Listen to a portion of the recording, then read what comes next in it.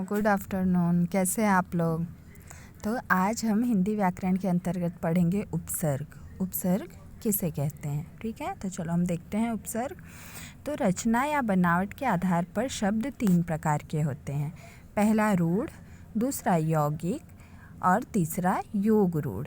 अब रूढ़ शब्द क्या है उसके बारे में हम पढ़ते हैं। तो रूढ़ शब्द वह होते हैं जो परंपरा से एक विशेष अर्थ में चले जा रहे हैं और इनका शब्दांश या शब्द खंड निरर्थक होते हैं। मतलब इसमें क्या होता है कि हमने इसके पहले भी पढ़ा है प्रत्यय वगैरह में कि इसमें हम लोग इसे विग्रह नहीं कर सकते। समास विग्रह में हमने पढ़ा है कि बहुत सारे वर्ड को हम विग्रह कर सकते हैं, लेकिन रूढ़ के अंतर्गत जो शब्द आते हैं उनका हम विग्रह नहीं कर सकते हैं।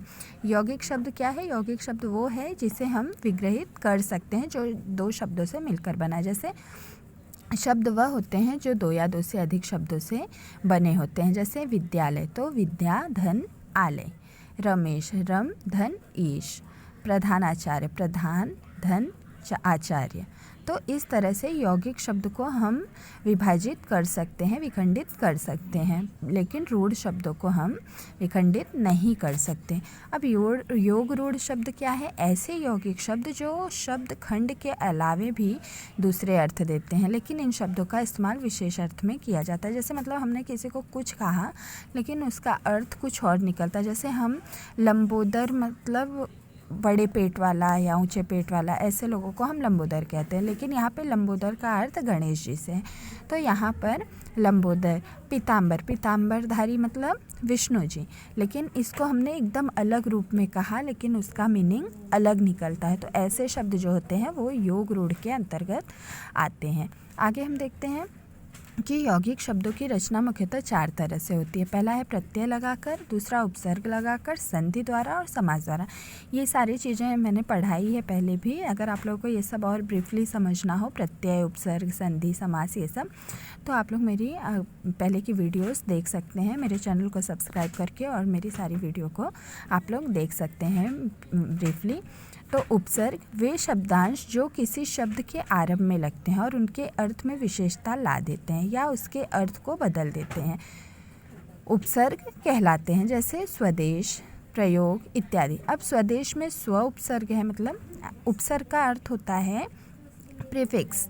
आप लोगों ने इंग्लिश में पढ़ा होगा प्रीफिक्स के बारे में, वही है उपसर्ग। मतलब आगे शब्द को लगाने के बाद एक नया शब्द बन जाता है, वही उपसर्ग कहलाता है। अब प्रयोग में प्र उपसर्ग लगा है तो उससे योग के आगे प्र लगा देने से प्रयोग नया शब्द बन गया। अब हम कुछ नए शब्दों को देखते हैं। पहले उपसर्गों को 4 भागों में बांटा जा सकता है। पहले संस्कृत के उपसर्ग हैं, दूसरा है हिंदी का उपसर्ग और तीसरा है उर्दू के उपसर्ग और चौथा है उपसर्ग की तरह प्रयुक्त होने वाले संस्कृत के अव्यय के बारे में यहाँ पे बताया गया है। अब हम कुछ एग्जाम्पल्स देख रहे हैं।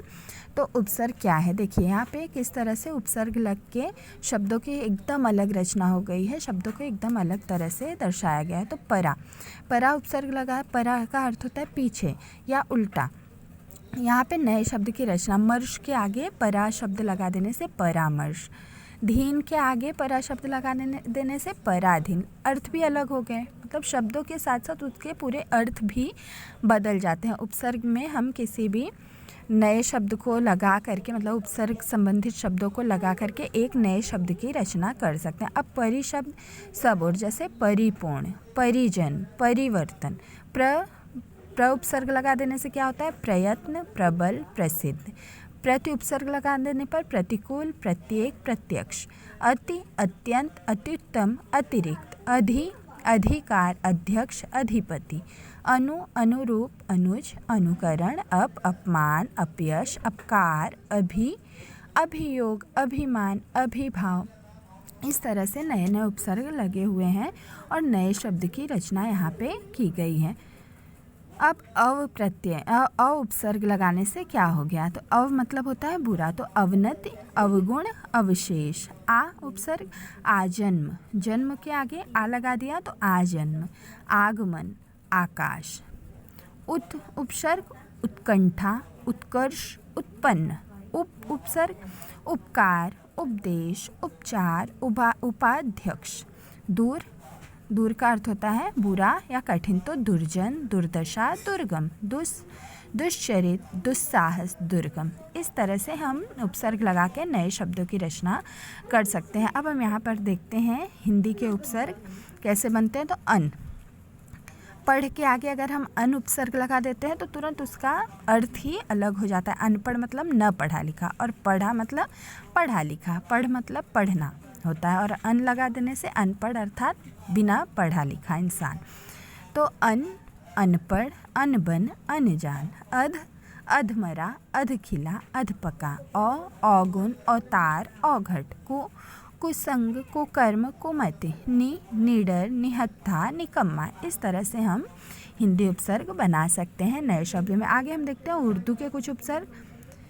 तो कम, कम का अर्थ होता है थोड़ा। तो यहाँ पे देखो नए शब्द की कैसे रचना की गई है। कमबख्त, कमजोर, कमसिन। खुश अर्थात प्रसन्न या अच्छा, तो खुशबू, खुश दिल, खुश मिजाज। गैर में गैर हाजिर, गैर कानूनी, गैर कौम। मतलब जहाँ पे ना शब्द लगता है, निषेध शब्द लगते हैं, वो होते हैं गैर। तो गैर उपसर्ग लगा देने से वो चीज़ ना के बराबर हो जाए। गैर हाजिर मतलब वो हाजिर नहीं हुआ। गैर कानूनी मतलब वो कानून के खिलाफ है। गैर कौम मतलब ये कौम के खिलाफ है। इस तरह से दर, दर अर्थात होता है में, तो दरअसल, दरकार, दरमियान। ना, नालायक, नापसंद, नामुमकिन। बामौका, बाकायदा, बाइज्जत। बद, बदनाम, बदमाश, बदचलन। बिना, बेईमान, बेचारा, बेअक्ल। लापरवाह, लाचार, लावारिस। सर उपसर्ग सरकार, सरदार, सरपंच। हम उपसर्ग लगा देने से हमदर्दी, हमराज और हमदम। हर उपसर्ग लगा देने से हर दिन, हर एक, हर साल। इस तरह से कुछ उपसर्ग उर्दू के होते हैं। अब यहाँ पे हम देखते हैं उपसर्ग की तरह प्रयुक्त होने वाले संस्कृत अव्यय क्या है। तो स उपसर्ग लगा देने से सजल, सकल, सहर्ष। अन उपसर्ग लगा देने से अनागत, अनर्थ, अनादि। अंतर या भीतर, तो अंतरात्मा, अंतर्राष्ट्रीय, अंतर्जातीय। निषेधवाचक अज्ञान, अभाव, अचेत। अधः, अधपतन, अधोगति, अधोमुख। चिर, बहुत देर, चिरायु, चिरकाल, चिरतर। पुरस, पुरस्कार, पुरस्कृत। पुनः, पुनर्गमन, पुनर्जन्म, पुनर्मिलन। पुरा, पुरातत्व, पुरातन। तिरस, तिरस्कार, तिरोभाव। सत, सत्कार, सज्जन, सत्कार्य। इस तरह से हमने देखा बहुत सारे उपसर्ग के विभिन्न प्रकार के रचना, शब्द रचनाएं देखी और बहुत सारे उपसर्ग देखे हैं। अब आप लोग इनमें से जो आपको कठिन शब्द लगते हैं या जो आपको नहीं समझ में आता है उसे आप लोग नोट डाउन कीजिए, और जहाँ भी किसी भी तरह की कोई भी समस्या हो, कोई भी प्रॉब्लम हो, मुझे कमेंट बॉक्स में ज़रूर बताइएगा। मैं और अच्छी वीडियो बनाने की कोशिश करूँगी। सो बच्चों, आई होप आप लोगों को मेरी वीडियो अच्छी लगी होगी। तो अगर आप लोगों को मेरी वीडियो ज़रा भी अच्छी लगी हो तो प्लीज़ लाइक और सब्सक्राइब कीजिए। तो थैंक यू, बाय।